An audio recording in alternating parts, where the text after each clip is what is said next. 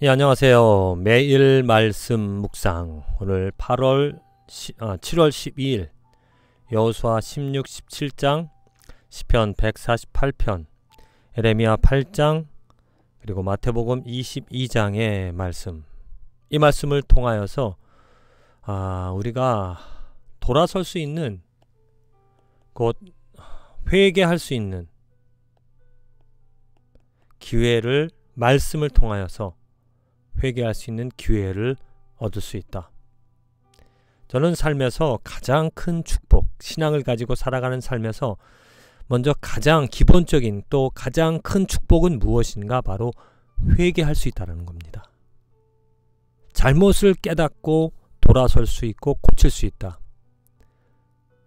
우리들의 문제는 잘못을 하였음에도 불구하고 그 잘못한 것을 모른다거나 아니면 잘못한 것을 알고도 회개하지 않는, 버리지 않는, 그냥 그대로 그 죄, 잘못된 것을 고집하며 살아가는, 뻔히 이렇게 잘못된 길을 가다 보면 낭떠러지로 멸망할 것이라는 것을 알면서도 이런저런 합리화를 하면서 회개하지 않는, 어찌 보면 돌아서지 못한다는 겁니다. 회개할 수 없다라는 거죠.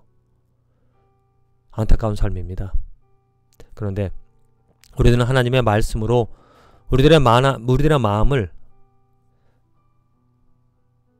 정말 순수하게, 우리들의 마음이 아주 소프트하게 되어져서 하나님의 말씀에, 지적하는 말씀 아니면 깨닫게 하시는 그런 말씀에 금방금방 우리들의 죄를 회개하고 돌아설 수 있는 그런 하나님의 은혜를 얻을 수 있다. 옥토가 되어진다라는 거죠.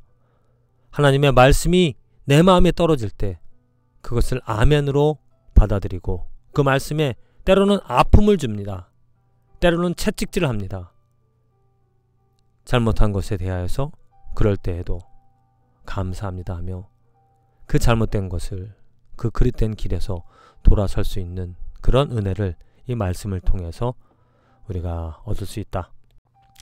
먼저 시편 148편의 말씀입니다. 이제 148, 149, 150편 할렐루야, 할렐루야로 시작합니다. 하나님을 찬양하라, 하나님을 찬양하라. 이는 마땅히 우리 인간으로서 우리들이 해야 될, 또 할 수 있는 가장 하나님께서 원하시는 또 주신 축복이라는 거죠. 할렐루야, 하나님을 찬양하라. 특별히 148편의 말씀은 이제 그 자연, 해와 달로부터 산, 짐승, 용, 물고기, 모든 것들이 하나님을 찬양하라, 그렇게 말을 하고, 그 말을, 그렇게 하나님을 찬양할 이유를 분명하게 말합니다. 여호와의 이름을 찬양할지어다. 그의 이름이 홀로 높으시며 그의 영광이 땅과 하늘 위에 뛰어남이심이로다. 바로 이거죠.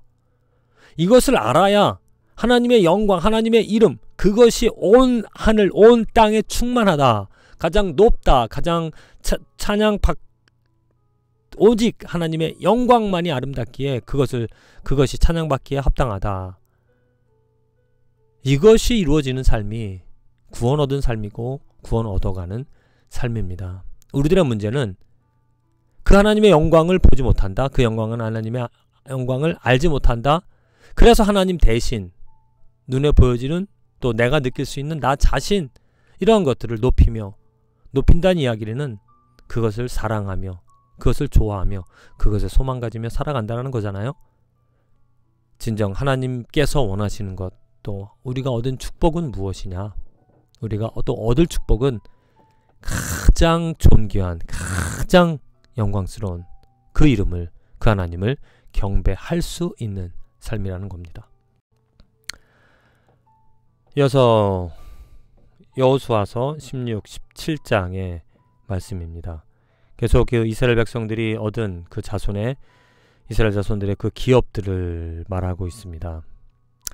그래서 17장에 보면 특별히 이제 므낫세 므낫세가 이쪽에 저쪽에, 동쪽에 서쪽에 그 땅을, 기업을 차지하게 되어지는데 그들에게 문제가 있습니다. 어떤 문제냐면은 12절에 보면 그러나 므낫세 자손이 그 성읍들의 주민을 쫓아내지 못하며 가나안 족속이 결심하고 그 땅에 거주하였더니 이스라엘 자손이 강성한 후에야 가나안 족속에게 노역을 시켰고 다 쫓아내지 아니하였더라. 자, 하나님께서 그 가나안 땅에 이스라엘 백성을 들이시는 이유는 무엇이냐? 그 땅에 거하는 백성들이 죄를 범하기 때문입니다. 죄를 범한다는 이야기는 하나님의 영광이 아닌 다른 것들을 쫓아서 또 그것이 죄인 줄 알면서도 그들은 완악함 가운데 그 땅을 더럽히는, 하나님의 영광을 더럽히는 일들을 행하고 있었죠. 그래서 그들을 다 멸하라. 이야기는 무엇이냐면 그 땅에 어떠한 죄도 거하지 않도록 새롭게 시작할 수 있는 기회를 이스라엘 백성들에게 주셨습니다. 그런데 지금 이스라엘 백성들이 하나님의 그 명령, 하나님의 뜻, 하나님의 마음을 이해하지 못하고 그 백성들을 남겨놓았다는 거죠. 또 그들이 강성한 후에도 그들을 내어쫓지 않고 그들을 노예로 삼아서, 그 이야기는 무엇이냐면 그 땅에 죄를 또 노역으로 삼는다는 이야기는 무엇이냐면 하나님 대신 자기 자신이라는 것입니다. 하나님의 명령, 하나님의 말씀이 우선이 되어서 그 말씀대로 그 백성들을 모두 다 내어쫓는 것이 마땅한 것인데, 이런저런 합리화를 하면서 자기들에게 필요하니까 자기들의 노예로 그 백성들을 쓰고 있다는 거죠. 그래서 그렇게 남겨진 사람들을 통하여서 이스라엘 백성들이 영향을 받습니다. 자기도 모르게 차츰차츰 자기들도 그들처럼, 그 가나안 백성들, 그 땅에 거했던 백성들처럼 하나님 대신 여러가지 우상들을 섬기며 자기들의 만족을 추구하며 살아가게 되어졌다는 거죠. 이것이 바로 안타까운 우리들의 모습입니다. 이스라엘 백성들의 모습이고 우리들의 모습도 마찬가지죠. 하나님께서 내가 거룩하니 너희도 거룩할지어다, 우리에게 주신 말씀이고, 예수님을 우리에게 주신 목적은 깨끗한 삶입니다. 오직 거룩한 삶, 오직 하나님의 영광으로 살아가는 삶. 그런데 우리들은 나를 만족시키고자 하나님의 이름을 부른다든지, 나를 만족시키고자 내 것을 넓히고자, 내 지경을 넓히고자 하나님의 이름을 이용하고 있는 것은 아닌지, 그런 모습들을 하나님께서 지적하고 있다는 거죠. 잊지 말라. 우리들이 추구할 것은 나는 없어지고 오직 내 안에 그리스도만 살아나가기를, 그리스도의 말씀이 생명이 나타나기만을 하나님께서 원하신다. 그것을 명심하라고 말씀을 하여 주십니다. 이어서 예레미야 8장의 말씀입니다. 이스라엘 백성들이 범죄함에 대해서 이야기를 하고 있죠. 그들의 범죄함은 무엇인가? 지혜롭다 하는 자들은 부끄러움을 당하며 두려워 떨다가 잡히리라. 보라, 그들이 여호와의 말을 버렸으니 그들에게 무슨 지혜가 있으랴? 하나님의 말을 버렸으니, 지혜자라면 하나님의 말씀을 가지고 그 말씀을 강론하는 자가 지혜자입니다. 하나님의 지혜가 이 세상의 지혜를 덮고 하나님의 지혜가 더 우월한 것이기 때문에 정말 지혜가 있다는 것은 무엇이냐면 사람의 지혜가 아닌 하나님의 지혜로 그 말씀들을, 하나님의 지혜를 알리는, 특별히 이스라엘 백성들이 얻은 사명이 이것입니다. 특별히 하나님께서 이스라엘 백성들을 선택하셔서 그들에게 요구하신 것은 무엇인가? 나의 영광을, 나의 이름을 드러내라. 나의 지혜를 이 세상에 충만케 하라. 이것이었는데 그들은 그 책임을 다하지 못하였습니다.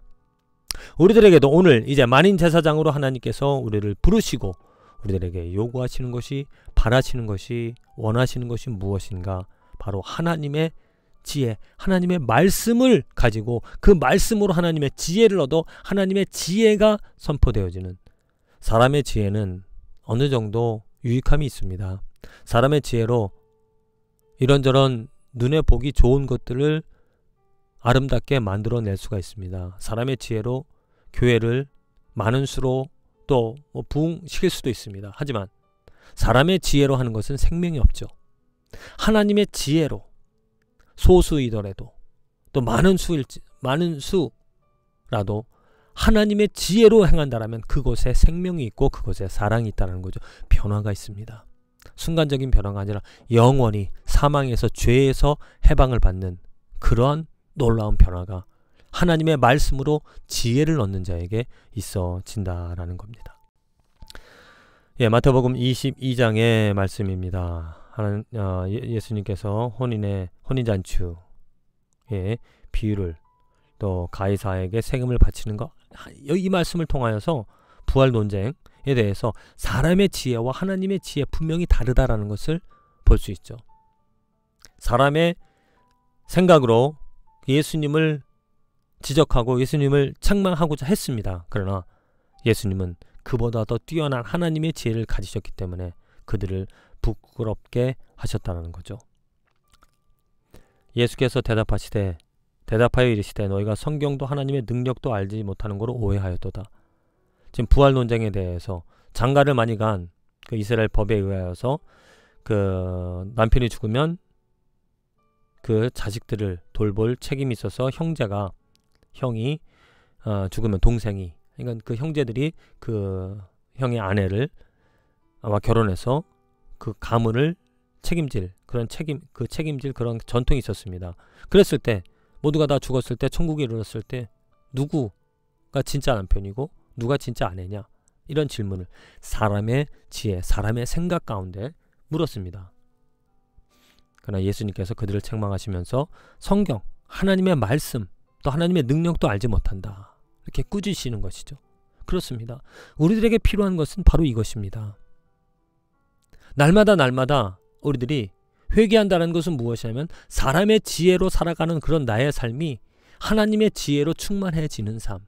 사람의 지혜는 눈에 보여지는 것들만 생각합니다. 보여지는 것들밖에 볼 수 없으니까 그것을 이해하고 그것 가운데서 문제를 보려고 한다는 거죠. 그러나 그것에는 진정한 답이 없습니다. 생명이 없습니다. 보이지 않는 그 하나님의 나라, 하나님의 손길, 하나님의 영광을 하나님의 말씀으로 깨닫게 되어질 때 우리는 참 지혜를 얻어서 정말 진정한 문제를 해결해 나가며 살아갈 수 있다는 거죠. 부디 회개하여 거듭나는 삶, 내 지혜를 버리고 하나님의 지혜를 얻어 살아가는 삶, 그것이 축복임을 알고 깨달아서 날마다 정말 사람의 지혜를 버리고 신령한 보이지 않는 하나님의 지혜를 얻어 살아갈 수 있는 저와 여러분들의 축복된 날들과 인생이 되어지기를 간절히 기도드립니다.